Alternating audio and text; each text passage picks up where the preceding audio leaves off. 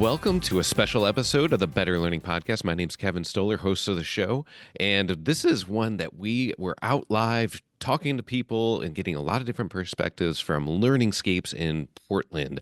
And LearningSCAPES, if you're not aware, is the main conference for the Association for Learning Environments. It's where everyone gets together. There were over 900 people from around the world at this one, and it was great. We got a great keynote from Trevor Muir, where he really talked about the power of storytelling. We had a Schools Next competition winner where the students actually compete around the country designing schools, and we had a really impressive winner with Eliana. And we also transitioned the board leadership from Chuck Saylors to Ryan Bolton.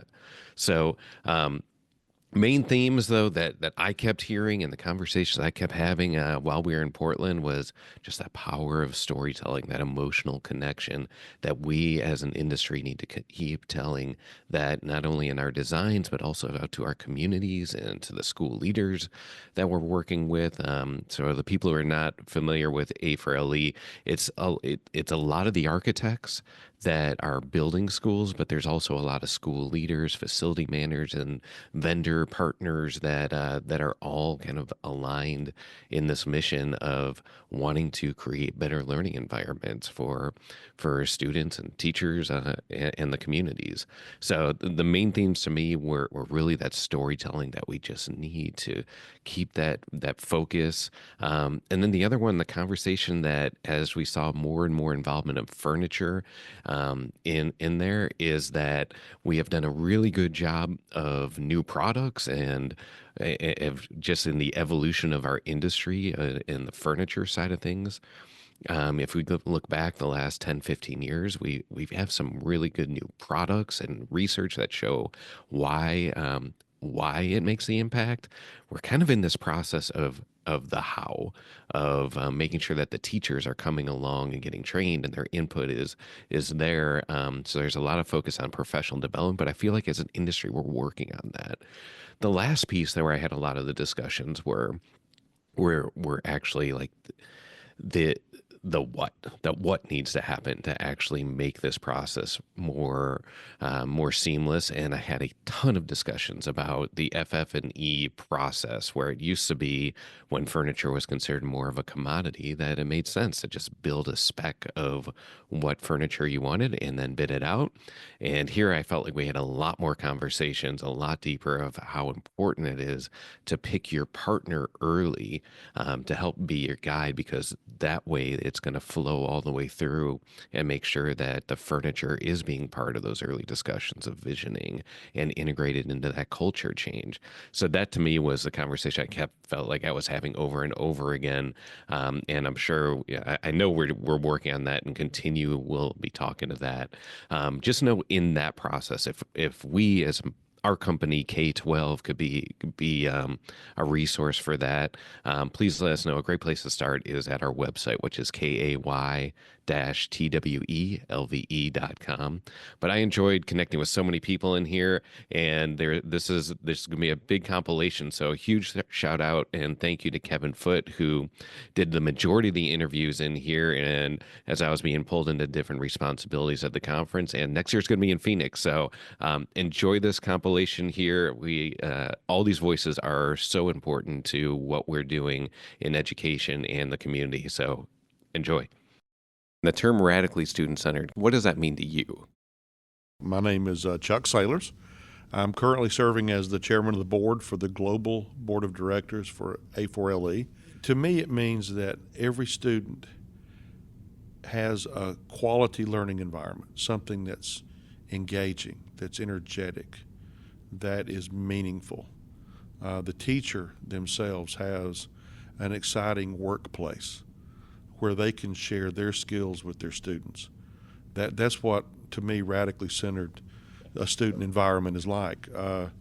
At the end of the day, the work that we do as an association, whether you're a design professional, a public sector individual, a constructor like myself, or anyone in between, that supports the work that we do to make sure that our school facilities are the best they can be, those are the ones that make this work positive, because Our students are our end users. You know, for me as a contractor, the school system is my client, but my end user is that student and that teacher in that classroom every day. And you want that child to walk in and go, wow. You want that teacher to walk in and go, I am so grateful to have this space. My name is Rosemary Park, and I am an educational planner and architect at SMMA in Cambridge, Mass. Yeah, I mean, I kind of feel like all of A4LE is or should be radically student-centered, right? I mean, I think that everything that what we stand for is making sure that things are about the students, about the kids. And I'd say that for me, radically student-centered really means empowering students and making sure that they have the agency to be able to really make their own decisions and, you know, navigate their own path through education. And educators are there to help as like guides or facilitators. I'm Abby Dacey. I'm a principal at Malum Architects. We have offices in Portland and in Seattle. For me, it means focusing on what students really need, and that is, I guess in my own case, it was that spark. It needed something to inspire me, something to see what I could do that was outside of what I or my family had experienced before. So yeah, I would say I think radically student-centered is inspirational. It is something that sparks a student to see their future and what they can do that is not part of their regular life, I guess. My name is Andy Cottrell. I'm with Huddeball and Aramis Architecture out of Kirkland, Washington. We do 100% educational architecture. Radically student-centered to me really means empowering the students more so than kind of traditional education, making it really student-based learning, maybe even where the teacher's more of a coach than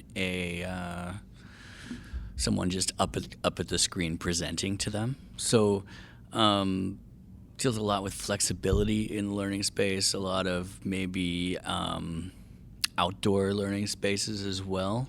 Really just empowering the kids to learn their own path.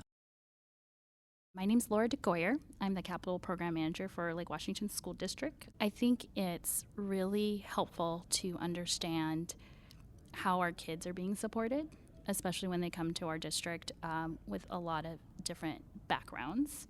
And so the folks that really have that information for us is really the teachers and the staff and the team that's at each of those locations. And so when I think of that term, I really think about the teachers and the paras and the folks in special education that are supporting our students, and how can we give more time to these individuals, because I feel like that's the resource that we're all lacking. And I think that's a place where we as in Capital at least can help reduce that need in terms of barriers in spaces that we're providing. And so one of the ways that we really try to center students is to ensure that those closely interacting with them are part of our process, right? They're engaged early, they're engaged often, and when we find out there's somebody we missed, we go find that person or that department, right? And that, I think, as a school district, that's really important, because I think a lot of people don't understand how large of an organization it really is, and how many layers and individuals that really work and do great work, but they sometimes are doing it in a silo, and they're not really understanding how that impacts others in our organization. And so finding these people and finding the process that follows them, and trying to really understand the root cause of why things aren't working, and digging really, really deep. But that takes time too, and that takes a lot of questioning, and so we're tasked with being people that need to ask really good questions all the time. Seamus Kelly, Associate Principal with Methuen Architecture. radically student-centered means getting out of your own shoes and engaging with different communities, using the Washington School for the Deaf as a case study, engaging with that community. I personally have the privilege of hearing, and so could only imagine at first what it might be to have a different life experience. And so it's not just, reading a book, but more authentically engaging a community, a process, and putting on their shoes and walking many days in that process. And so for that project, it looks like engaging national experts, Robert T. Servage, Hansel Baumann, who are building guidelines for universal design, and then with them creating workshops that were deaf-led workshops where we were participants and guests in their space. And it was through that partnership and the privilege of being able to be guests in their space to then understand how to wrap the built environment around a unique community's needs. Jeff Mann, you're from the Bethel School District. Yeah, it's great to be here. Thanks for inviting me. I really come from a land use planning background for many years, but was invited by a school district to come and help with their bond projects. On the furniture side, I just got done with a 40 classroom elementary school, and just looking at the spaces. And making those spaces so the students are excited about being there, and what the spaces, message to the students. I in our elementary schools, I always go for more color, more excitement in the environment, because it messages to the students that they're important, that this was done for them. And I think those messages are powerful in terms of them coming to that space each day and wanting to learn in that space. Brian Parker. Yeah, I work for MHTN Architects in Salt Lake City. I'm a vice president there and our director of our K-12 group. To me, it's partially a reminder to be student-centered, but not just student-centered the way we all talk about it or have for many years, right? Like, oh yeah, we're student-centered and we think about the students, but to lean in on it even more radically student-centered means think out of the box, be different about thinking about the students, and hopefully create the opportunities for their educational experiences to be, even if it's not radically different, at least different than traditional, so that they're more meaningful for our students these days. My name is Tina Naragipour-McCone. I am recently more leaning towards the project management side. I think it means giving students autonomy and choice. It's a funny story. So my husband used to watch HGTV to humor me. And every episode he'd be like, I know what they're going to do. They're going to tear down every wall. Right? And then COVID happened, and now we're like, oh, we need some walls.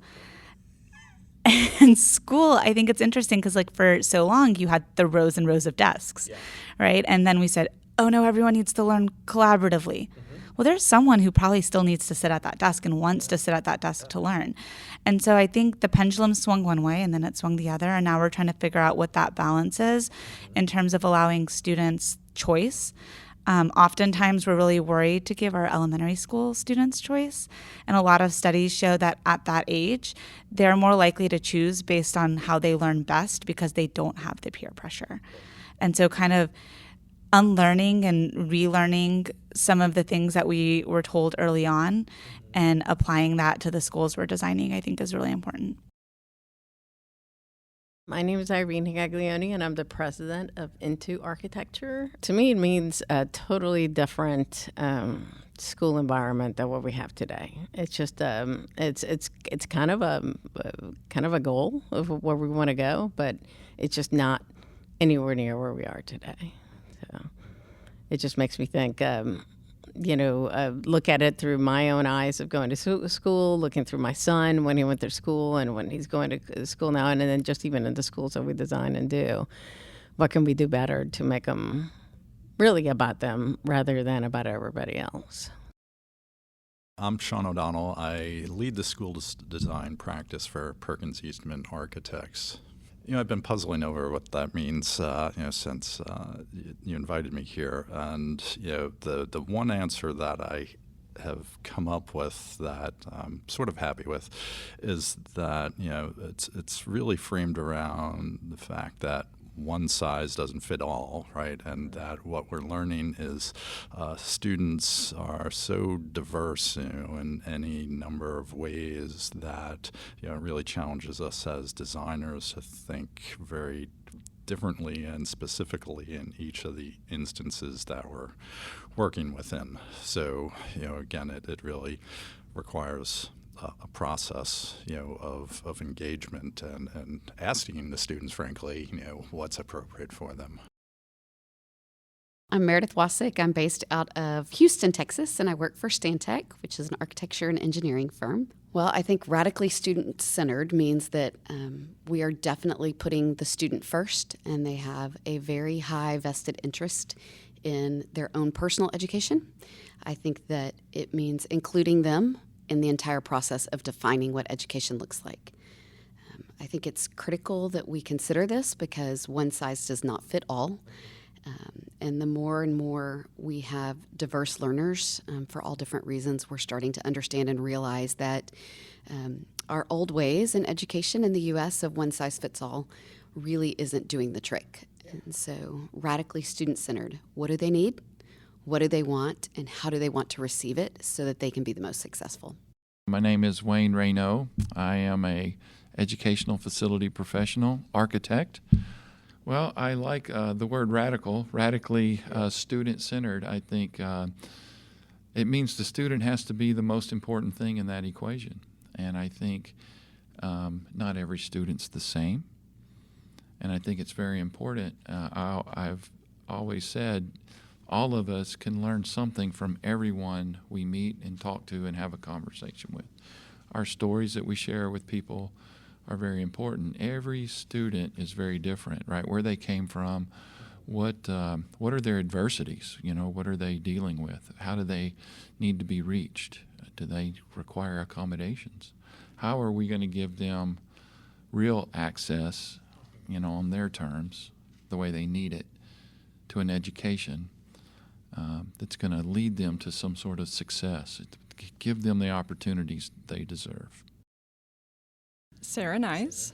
I'm the K-12 academic practice leader at Ratcliffe Architects. I think that really means recognizing and honoring neurodiversity in all students, and that every student can benefit from environments that support those with learning differences. I think it's really taking students, meeting them where they're at, but ultimately recognizing that along the kind of neurodiversity scale, every student falls somewhere along there. And we're working with a school right now that serves students which have dyslexia, and that's really actually been a very inspiring project because we've been learning so much, not only about dyslexia and other learning differences, but how that can really inform our design. Leo Gonzalez. Leo, tell us about yourself. I am Global Practice Director and partner at HKS Architects, and I am Director of our education practice globally. It's really interesting. I think it's one of the most important things that we can think of when we design spaces for learning, because it means focusing very specifically on the needs of the user.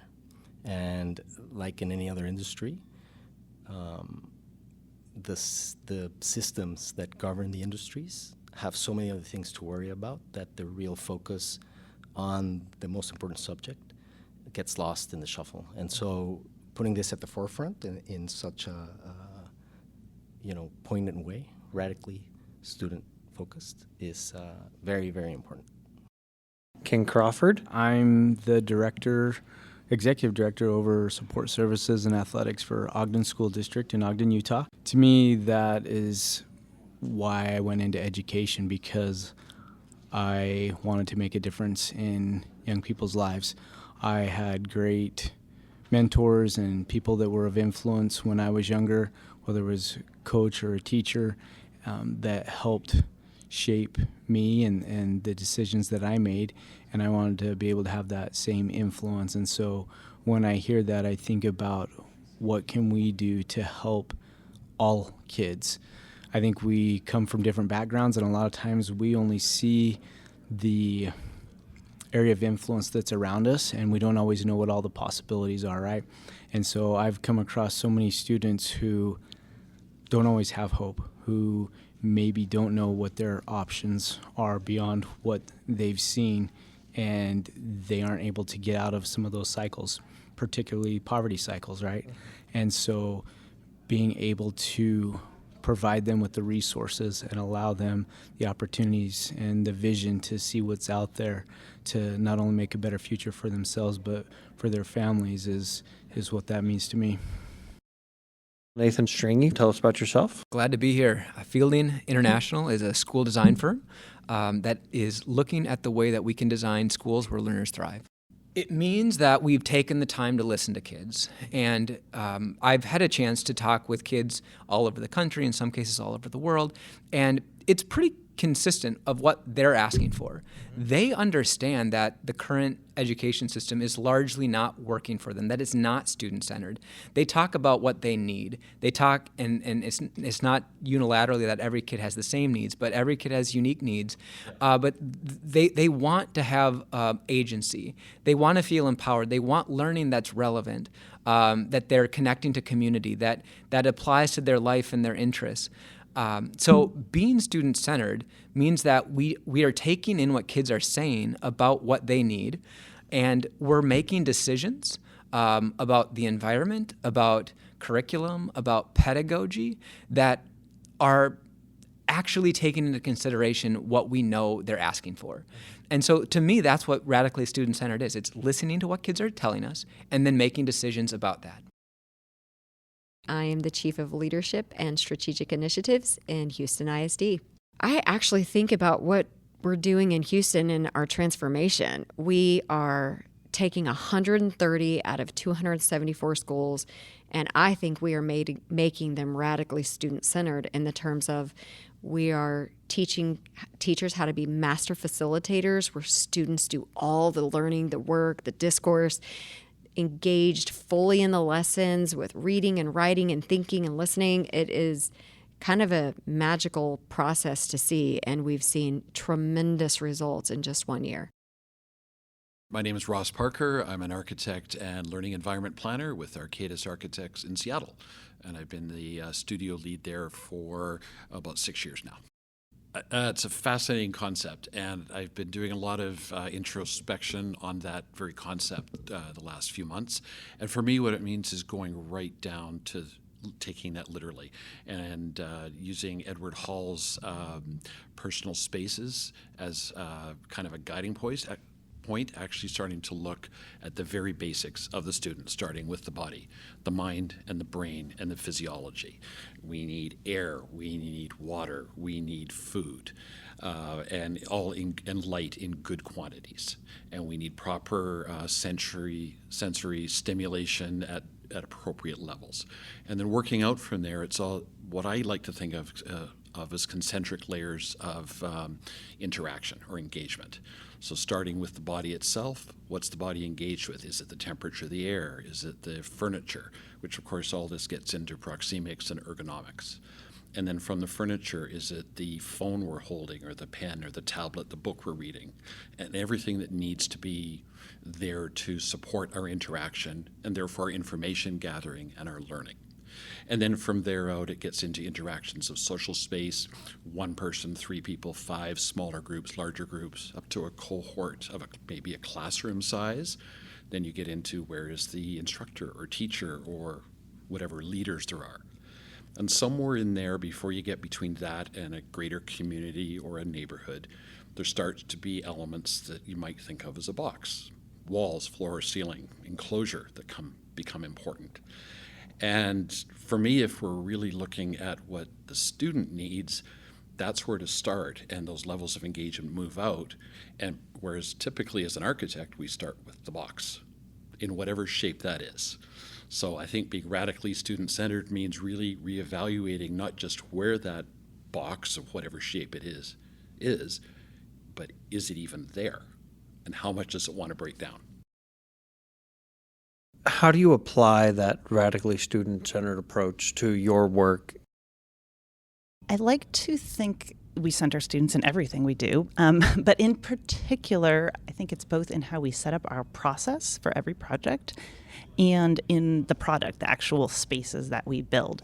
So in terms of the process, I think always designing really interactive opportunities to both listen to students, hear what they have to say, and also observe them. Because I think, students, especially elementary age students, aren't necessarily able to articulate what they would like. I mean, if you ask a third grader what they want in their school, they'll say a pool. And I have yet to build a pool as part of a public school process.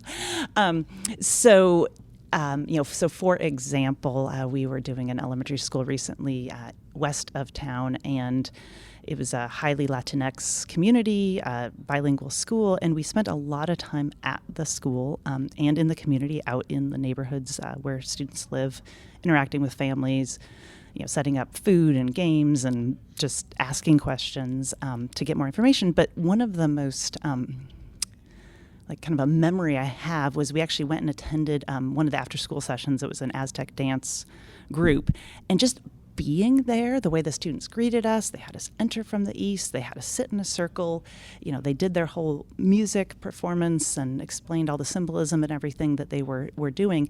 And these were things that we wouldn't have gotten from sitting in a public meeting or a meeting with adults. Nobody else was equipped to show us what this was.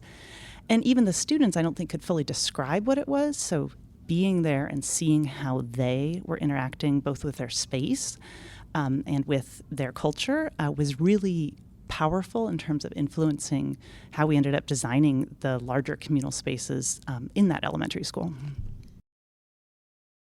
It's an interesting question. I've been doing education design for 26, 28 years probably, so a whole lot of schools, and it really, in the Northwest, I would say that I've always found their design work to be a bit ahead of the curve in terms of what the rest of the country might be doing. So we really work hard with the communities, with the students, with the teachers to design a school. What I always like to say is it's a space designed by them, right? Even though I'm the designer of the project, I want them to feel like it's their building at the end, because at the end I go away and they have to stay there. What was I going to say? Radically student-centered within my work. It's so different because different school districts have different thoughts about this as well. So getting a good client that really wants to do it can actually be difficult in a lot of ways, because what we as architects want to achieve may not be the district's vision. And budget. Budget is always in there. There was a school I designed once, and it never, of course, got built, but on the Columbia River Gorge down here in Oregon for a very radical student, where it was they would do windsurfing to learn about physics. It would have been a great place. Really cool. I've never heard that. That's really cool. Yeah, or rock climbing to learn about, I can't remember what that one was about, but she was very visionary. Yeah, that's cool. Well, again, I've now in our fourth elementary school that we've designed and selected furniture for, and I just want to highlight a couple of spaces, and also a high school that we expanded. I want to have a couple spaces I think I can use to discuss this. One is our science and technology room in one of our elementary schools, Catherine G. Johnston Elementary School. And we've teamed up with Demco Company, which have done an incredible job for us. But in this room, we went with butcher top tables with industrial legs. On the architecture side, we had the framework above with the hanging cord reels and so forth, and we had, of course, drying racks for art and different tables. But these when you walk into this room, it just shouts, this is where you're going to do stuff. You're going to make something, right? And even though the core reels may never be used, right? But having that lattice work up there, the core reels, these the butcher block tables, the stools as opposed to chairs that they're sitting in their regular classrooms, you just walk in and I just think the students say, this is where we're going to do something. We're going to make something in this space. And so I think it's creating that visual that speaks to them about what this space and what they're gonna make happen in this space. I feel like often our team are advocates for students. One of the things we've done in the past, and we really try with school districts to help or to invite them to involve the students in more meaningful ways in the schools that we're doing. I love it, but it shocks me how often the school districts want to avoid actually reaching out and having the students, their main user group, be part of it. And too often when they are, it's a bunch of students sitting around a conference table pretending that they're adults, trying to tell the adults in the room the answers that they think the adults want to hear. And to me, that's not radically different. We've been lucky to have a couple of experiences where things were radically different because of student innovation and inviting them to. I mean, that's one of the things we talk about around here too a lot is project-based learning and getting the students involved in meaningful projects and things to think about. And with the high school we did a number of years ago, we asked the question, why can't we? What if we had a project-based learning experience for the students where we're thinking not about high school, but what about high school could or should be? And that was a very meaningful experience. We invited Christian Long, who you and many of your listeners will probably know, who's brilliant in my opinion. And he came in and led the students in a design thinking experience. At the time, he called it a wonder lab. Design a wonder lab for your town, and so they were thinking about something different than high school, and then presenting their ideas and their designs for this wonder lab, which really kind of shifted the tone for all the adults in the room, the school board who was there, the teachers and administrators who were there listening to these presentations about wonder and curiosity and this little space that we've designed to support that. And the adults, this switch clicked in their head like, oh, this is actually what our new high school should be. And that's how we were able to radically innovate in that case with this group of high school students who are working together to come up with these just insane ideas on curiosity and wonder. And it really helped in Utah to, I think it was a tipping point between the traditional school design and what traditional school was, and Utah, who is generally a little bit behind the times in adopting innovations that are out there. It was a tipping point to more open and collaborative and engaging learning environments. It was very cool. I think it's a lot about listening, because every district is set up differently, and we can't go in there and tell teachers that we know how to do their jobs better than they do. So a district has to be open to it. I think you can give them stretch goals. DLR Group actually has services called BOLD, and it's a change management service. We hire educators to kind of come in and help teachers learn how to use their spaces and understand that a fidget chair is meant to be fidgeted in, right? And that's okay. Because you have some teachers, you give them that chair and they're wondering, why isn't my student sitting still? And so giving them that kind of opportunity to learn how to really use their spaces, but it has to be a district that's set up to be able to do that. And not all of them are, and I don't think you can go in there and give a district a new school that they aren't set up to use and expect them to have the resources to use it.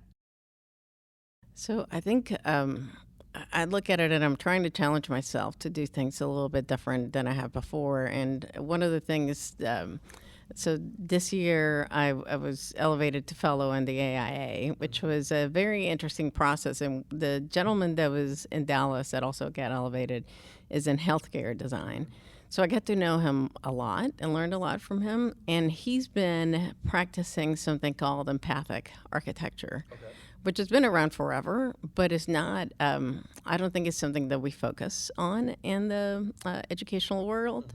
And for years, I've been talking a little bit. I did a presentation and of average, and I've been talking for a long time that if I see another learning stair, like the two at the airport, or a tree in the library, I'm going to gag, because I find that we keep doing the same thing.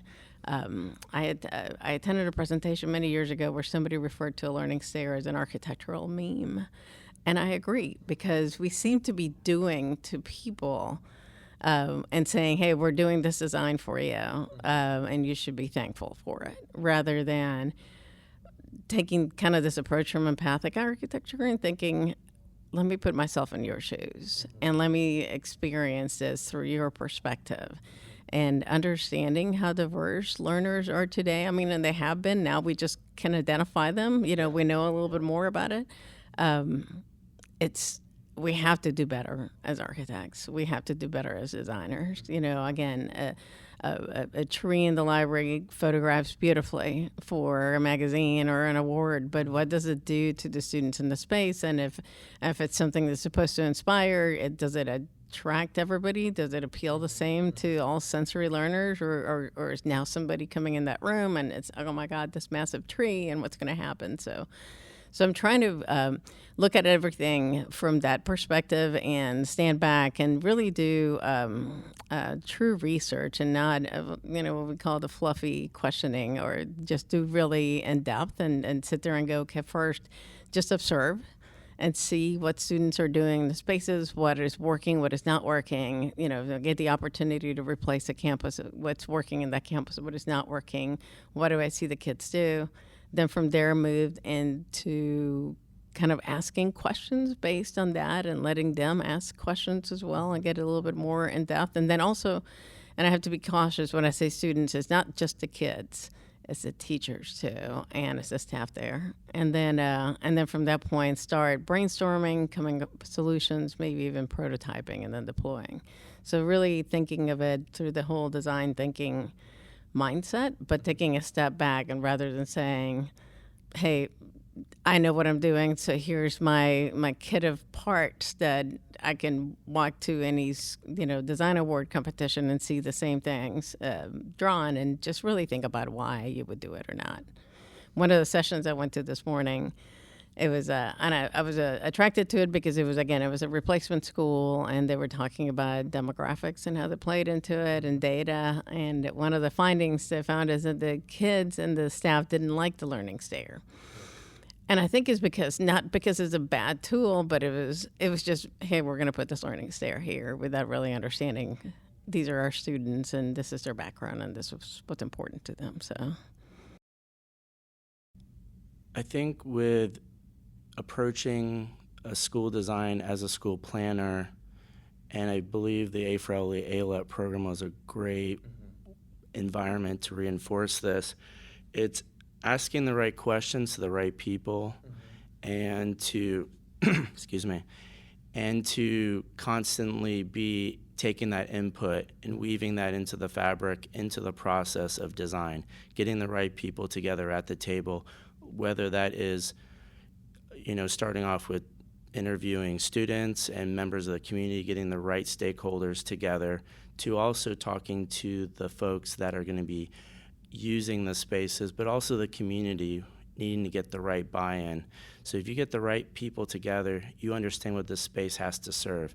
Does it serve, simply the students? It shouldn't. It should also seem like a space that can support the community.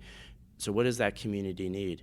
Maybe the community need is, we need a community with people that can work in our community. So how are we preparing that next generation?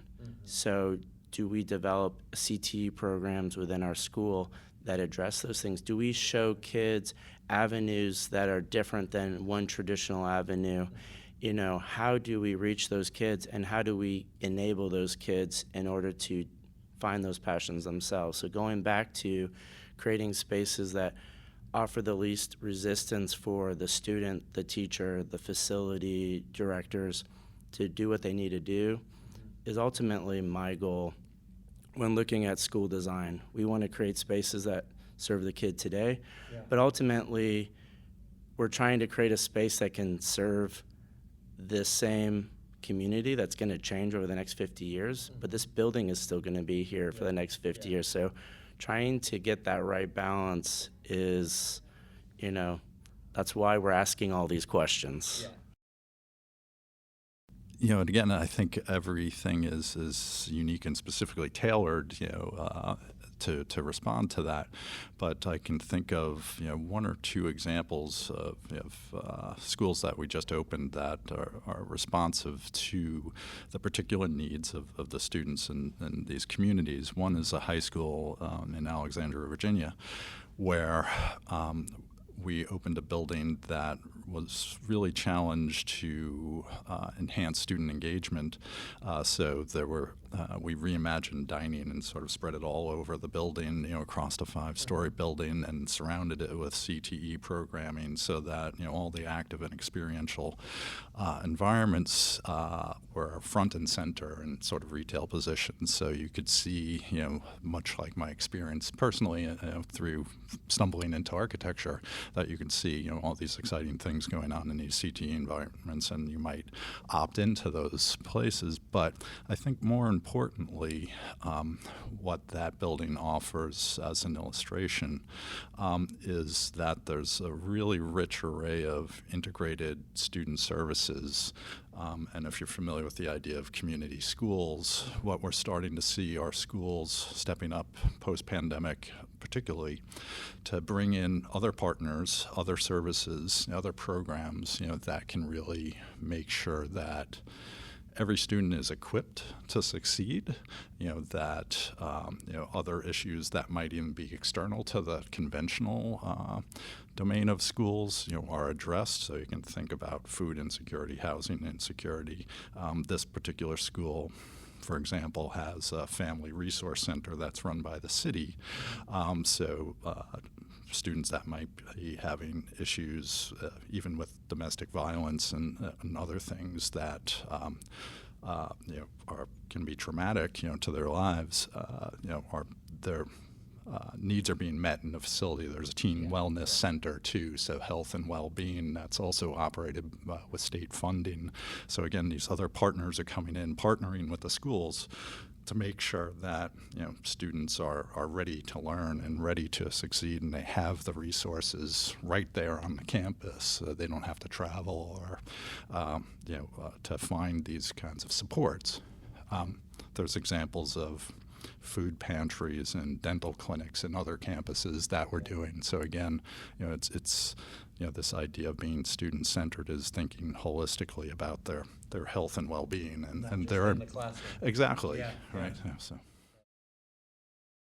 Well, as an educational planner, I think that I have a unique role to serve as a translator between our educators and our architects. So how do I apply that? I think specifically I'm able to go in with our clients and ask really important questions about what student-centered means in that particular district.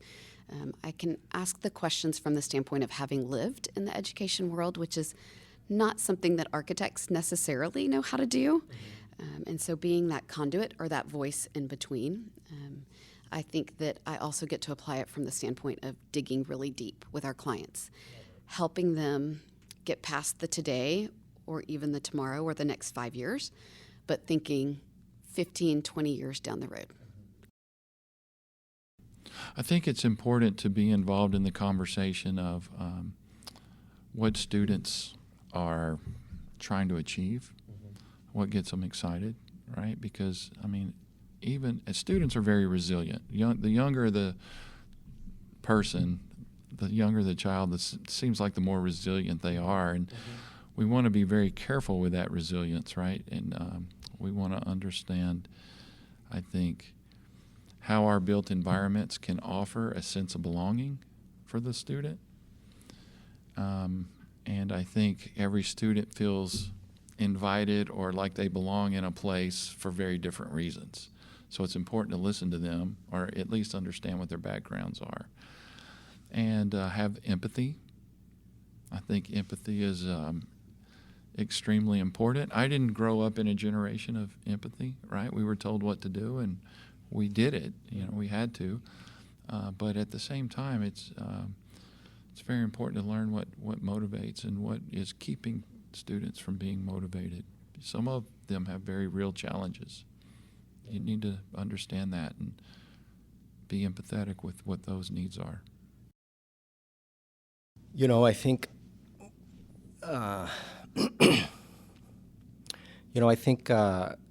since I took over this role of practice director, I really have wanted to move our studios in the direction of focusing on the user. And so one of the first things I did was I hired a design researcher to work specifically on education projects at HKS.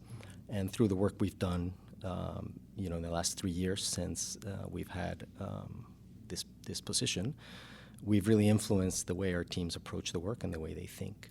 And what that's done is that it focuses on thinking about the student experience and about developing outcomes that we want to target. And then we pair design strategies to target those outcomes so that we can really improve the conditions of mental health, of emotional well-being, of social emotional learning outcomes for our students.